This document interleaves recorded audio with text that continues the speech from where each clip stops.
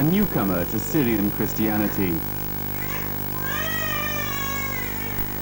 Baby Elizabeth welcomed into the Chaldean Syrian Church of the East in the small provincial town of Tritsur.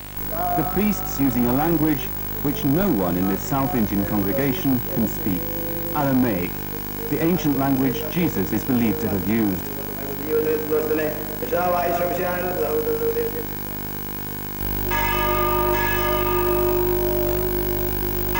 Kerala is the biggest stronghold of the Syrian Christian tradition anywhere in the world.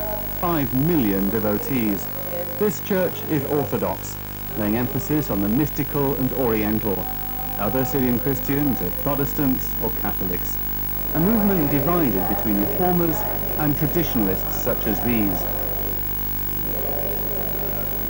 These Keralites are keeping alive Christian religious customs which date back many centuries and which have disappeared almost everywhere else. The Syrian form of Christianity has survived here for almost 2,000 years. And for some churches in Kerala, such as this one, the Syrian part of their identity remains very important. But there's a tension between preserving the ancient rites and language and having a form of worship which is more accessible to everyone. At home, this devout Syrian Christian family speaks the local language, Malayalam, but even the younger members are loyal to the old liturgy. Church's speciality and traditions. If you try to modernize tradition, its value will be lost. The real essence of the church is its traditions.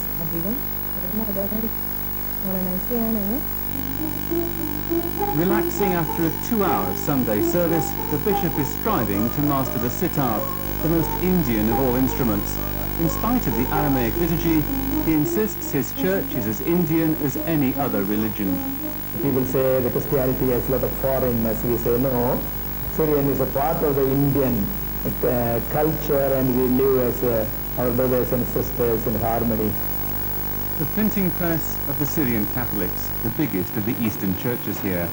They too believe that the Apostle Thomas brought the gospel to Kerala within 20 years of Christ's death, though they've moved away from the Aramaic liturgy. The Syrian Catholics acknowledge the authority of the Pope, but they've kept considerable autonomy. The Catholic Church is not simply a Western, Latin, traditional Catholic faith alone. There is the Eastern dimension to it.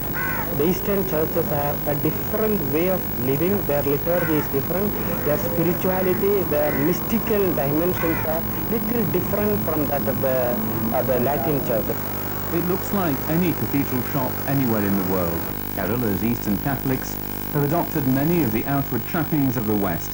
But for them, and all Syrian Christians, the mystical and the Oriental remains the key to their religious identity.